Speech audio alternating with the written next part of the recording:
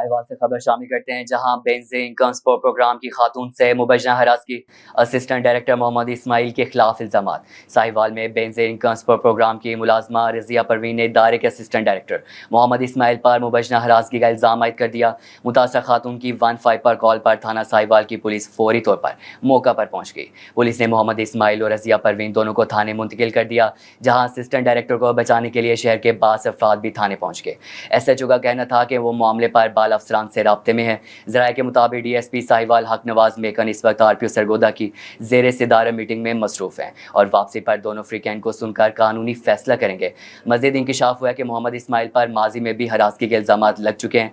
ज़राए बताते हैं कि वो मियाँ वाली में खातून असिस्टेंट डायरेक्टर से हरासगी में मुलविस रहे, जबकि साहिवाल में भी एक लेडी कांस्टेबल से छेड़खानी के बाद मुआफ़ी तलाफ़ी से मामला दबा दिया गया था। पुलिस ज़राए का कहना था कि कुछ अनासिर मोहम्मद इस्माइल को बचाने की कोशिश में सरगर्म है, ताहम अरबाब इख्तियार ने असिस्टेंट डायरेक्टर के खिलाफ कानूनी कार्रवाई के अहकाम जारी कर दिए हैं। अस्सलाम वालेकुम, मेरा नाम रज़िया परवीन है और मैं मुसलसल तकरीबन 3 माह से जब भी किस्सा आती है उसमें से मैं यहाँ पे आती हूँ और मैं इस्माइल साहब को कहती हूँ कि मेरा ज़िला ट्रांसफ़र कर दो, लेकिन वो करते ज़रूर हैं, लेकिन कहते हैं कि 15 या 20 मिनट मेरे साथ चले, किसी रूम में चले, किसी सेपरेट जगह पे चले, मैं वहीं बैठ के आपका ज़िला ट्रांसफ़र कर दूँगा।